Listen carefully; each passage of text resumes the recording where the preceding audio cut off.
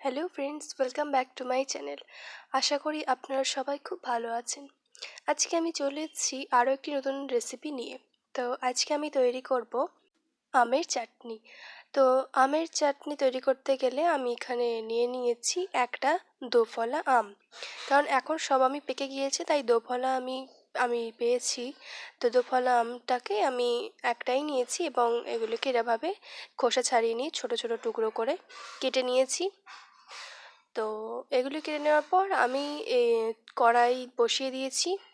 কড়াই বসিয়ে দেওয়ার পর আমি এর মধ্যে দিয়ে দিচ্ছি অল্প একটুখানি পরিমাণ মতো জল, এমনি সিম্পল যে জল সেই জল। আর এই যে ভিজিয়ে রাখা আমগুলো এবার আমি কড়াইয়ের মধ্যে দিয়ে দিচ্ছি, জাস্ট একটুখানি এটাকে ভাপিয়ে নেব বলে। এটাকে ভাপিয়ে নেব কারণ এর মধ্যে একটু টক ভাবটা যাতে একটু চলে যায়, কারণ খুবই টক এটা। আমি 2 মিনিট মতো ভাপিয়েছি। টক ভাবটা চলে যাওয়ার জন্যই আমি এটা জলের মধ্যে একটু সেদ্ধ টাইপের করে নিচ্ছি। এবার আমি 2 মিনিট মতো, 2 মিনিট না 1 মিনিট মতো ভাপিয়ে নেওয়ার পর আমি সমস্ত আমগুলি জল থেকে তুলে নিচ্ছি। তো আমি জলটাই দেখুন আলাদা করে রেখেছি। এইখানে জলে আমের কষ উঠেছে, তাই জন্য এটা সেদ্ধ করাটা মানে এই ভাপিয়ে নেওয়াটা প্রয়োজন। এই যে কতটা কষ উঠেছে, এই যে কালো হয়ে আছে না, যে এতটা কষ উঠেছে দেখুন, এই দেখুন কতটা কষ উঠেছে।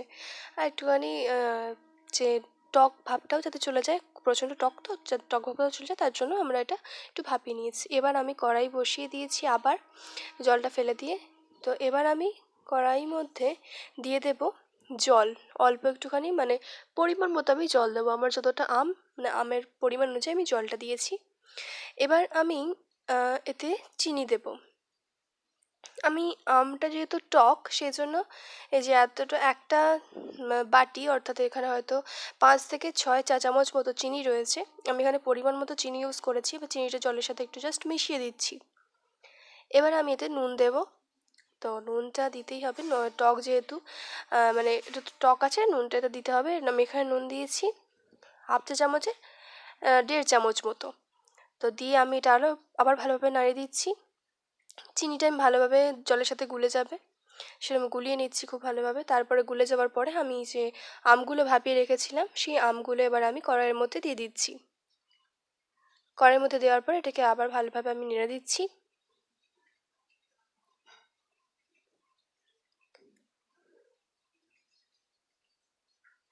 এটা ভালোভাবে নেড়ে দেওয়ার পর কিছুক্ষণ হতে দিতে হবে এটাকে। এটা প্রায় 5 মিনিট মতো হতে দেবেন এটা। তারপরে আপনারা এই আমগুলো কেটে একবার দেখে নেবেন যে সেদ্ধ হয়েছে কি না। যদি সেদ্ধ হয়ে যায় তাহলে এটা আপনারা ওভেন থেকে নামিয়ে নিতে পারেন। নামিয়ে নিয়ে আর আপনারা এখানে কাজু অ্যান্ড কিশমিশ দুটো ইউজ করতে পারেন। আমি খুব একটা পছন্দ করি না চাটনির মধ্যে এটা, তাই জন্য আমি ইউজ করিনি। তো এবার আমরা এটা নামিয়ে নেব, গ্যাসের ফ্লেমটা অফ করে দিয়েছি। তো ভিডিও যদি ভালো লেগে থাকে তাহলে লাইক, শেয়ার অ্যান্ড কমেন্ট করতে কিন্তু ভুলবেন না। আর চ্যানেলে নতুন হয়ে থাকলে চ্যানেলটি অবশ্যই সাবস্ক্রাইব করে পাশে থাকা বেল আইকনটি প্রেস করে দেবেন।